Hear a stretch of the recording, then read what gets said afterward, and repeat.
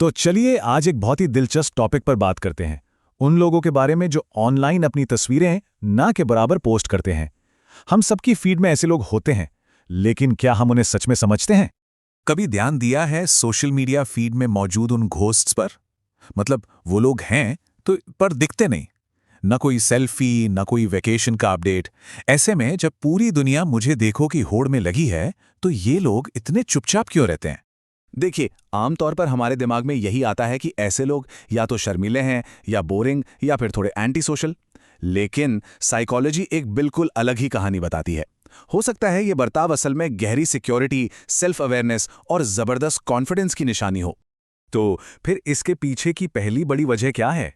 सीधी सी बात है, पॉपुलैरिटी से ज्यादा प्राइवेसी को चुनना।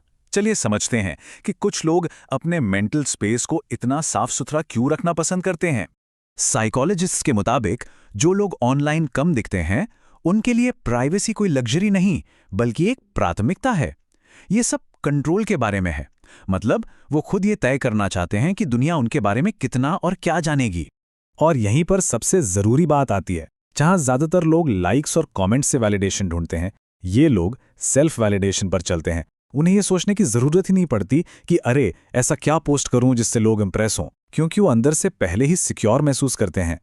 और ये चीज़ हमें उनकी साइकोलॉजी के एक और गहरे हिस्से की तरफ ले जाती है, उनकी खुशी का सोर्स, जो बाहर से नहीं बल्कि उनके अंदर से आता है।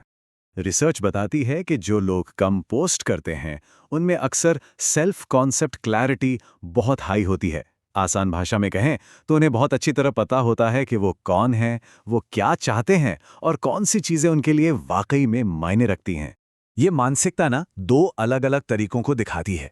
एक तरफ है बाहरी वैलिडेशन, जो लाइक्स और कमेंट्स पर टिकी है, और दूसरी तरफ है इंटरनल वैलिडेशन, जो सेल्फ वर्थ, अपने कामों और अंदरूनी मकसद से आती है। ये लोग ट्रेंड्स के पीछे नहीं भागते, अपने मकसद के पीछे चलते हैं। और ये एक बहुत साफ संकेत है कि ऐसा इंसान अपने मन के साथ शांति में है। उसकी खुशी का मीटर दूसरों के रिएक्शन से नहीं, बल्कि उसके अपने एक्शन से चलता है। इससे हम एक और बड़े दिलचस्प आइडिया पे आते हैं, थिंकर्स बनाम परफॉर्मर्स। ये लोग ऑनलाइन परफॉर्मर्स नहीं हैं जिन्हें ऑडियंस चाहिए, बल्कि ये गहरे विचारक यानी थिंकर्स हैं।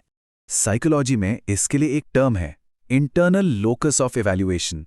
सुनने में भारी लगता है, पर यह वही इंटरनल वैलिडेशन है जिसकी हम बात कर रहे थे। इसका सीधा सा मतलब है कि कोई इंसान अपनी कीमत बाहर की दुनिया की राय से नहीं, बल्कि अपने अंदर के पैमानों से मापता है। उसका वैल्यू सिस्टम किसी के कमेंट्स पे डिपेंडेंट नहीं है। और ये सोच उनकी हर काम में दिखती है। वे दिखावा करने से ज्यादा ऑब्जर्व करते हैं, पोस्ट करने से पहले 100 बार सोचते हैं।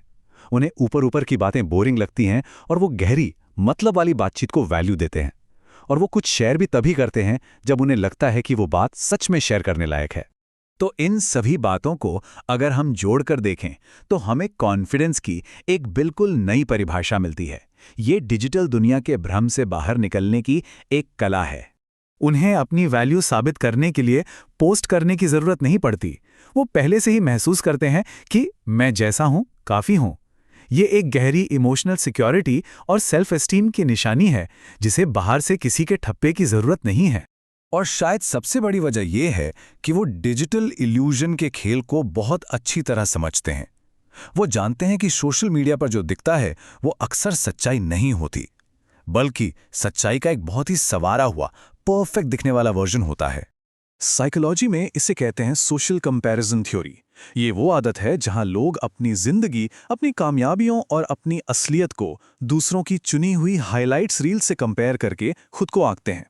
अपनी असल जिंदगी की तुलना किसी और की हाइलाइट रील से करना, ये एक ऐसा जाल है जिसमें बहुत से लोग फंस जाते हैं, और ये मेंटल हेल्थ के लिए बहुत खतरनाक हो सकता है। तो जो लोग अपनी प्राइवेसी बचाते हैं, वो जानबूझकर इस कंपैरिजन वाले जाल से बाहर कदम रख देते हैं। ये उनकी मेंटल क्लैरिटी और सुकून को बचाने की एक सोची समझी स्ट्रैटेजी है।